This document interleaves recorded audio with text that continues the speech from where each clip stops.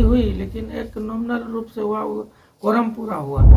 बीज लगने के बाद वहाँ बीज आता है, फसल आधा लोग कर दिया, उसके बाद वहाँ खाद आता है। और हम आशा करते हैं कि अगले रबी फसल तक किसान को खाद उपलब्ध करा देंगे। बात अगर हम बागवान पंचायत की करें तो किसानों की क्या स्थिति है यहाँ? देखिए, लगातार हम पूरे बागवान पंचायत के किसान को धन्यवाद देना चाहता हूँ कि उन्होंने हमको 4 बार इस पद के लिए चुना। अब किसानों की स्थिति की बात रही, हम जब से भी अध्यक्ष बने हैं, 2 साल हम रहे, 2 साल से मेरी पत्नी है, हम धान अधिप्राप्ति में किसी के साथ कोई भेदभाव नहीं किए हैं। 5 साल खाद भी शुरू में वितरण किए।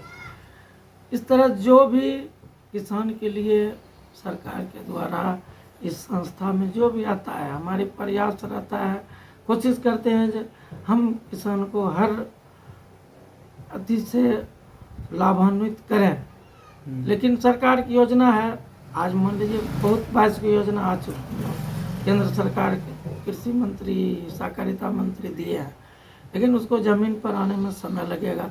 अब योजना तो लोग सब चीज़ जान जाते हैं, ये सब मिला, ये सब पेट्रोल पंप आएगा, गैस एजेंसी आएगा, लेकिन उसके लिए बहुत क्राइटेरिया है, बहुत चीज़ पूर्ण करना पड़ता है। ज़मीन उपलब्ध कराइए, सर्टिफिकेट ट्रेनिंग वाला दीजिए, तब वो लागू होगा।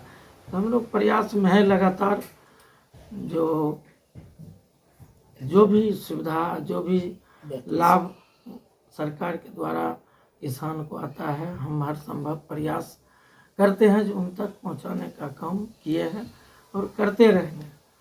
खाद को लेके क्या स्थिति है? जनता के लिए खाद नहीं मिल पा रहा? खाद शुरू से, जब 2009 में हम पहली बार चुनाव जीते तो लाइसेंस सरकार द्वारा दिया गया, और 2015 तक हम लगातार यूरिया, डीएपी जो भी आवंटन आता था उस सब हम वितरण करते थे। मात्रा बहुत कम था, इसलिए हम हर किसान को दे नहीं पाते थे, कोई नहीं दे सकता है।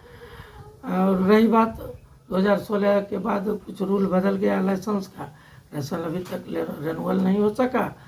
अब नया इधर आया है 2024 से, जो प्रबंधक को एक महीना का ट्रेनिंग दिया जाएगा, ट्रेनिंग के बाद उसी सर्टिफिकेट पर लाइसेंस निर्गत किया जाएगा, जो हम आगे इस वर्ष के अंत तक प्रबंधक का ट्रेनिंग करा के लाइसेंस प्राप्त करेंगे।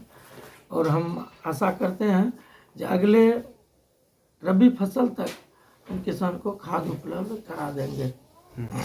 अच्छा, गेहूं अधिप्राप्ति हुई आपके यहाँ इस बार? जी, गेहूं अधिप्राप्ति हुई, लेकिन एक नॉमिनल रूप से हुआ, वो कोरम पूरा हुआ।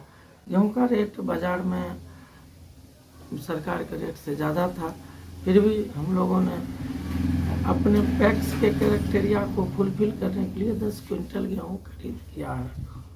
अच्छा, यहाँ अगर हम बात करें इम्प्रूवमेंट की, तो क्या लगता है किन किन चीज़ों में सुधार की ज़रूरत है आपके पंचायत में पैक्स को लेकर? पैक्स के लेके किसान को मान लीजिए अब खाद बीज के लाइसेंस आसानी से उपलब्ध हो जाए, किसान को समय से खाद बीज पैक्स के माध्यम से मिलता है। सरकार ऐसा व्यवस्था करे तो किसान के पैक्स पर भरोसा है। अब ब्लॉक में कृषि विभाग के द्वारा जो भी चीज़ आता है, अब बीज लगने के बाद वहाँ बीज आता है, फसल आधा लोग कर दिया, उसके बाद वहाँ खाद आता है, समय पर लोग वहाँ उपलब्ध नहीं हो पाता है। सरकार से हम बहुत बार ये आग्रह किए हैं, इस व्यवस्था को हर पंचायत में पैक्स के माध्यम से कराया जाए, समय किसान को पैक्स को उपलब्ध कराया जाए और हर किसान इससे लाभान्वित होंगे। ये हमारी पूरी आशा है, जो सरकार ऐसा करती है तो किसान।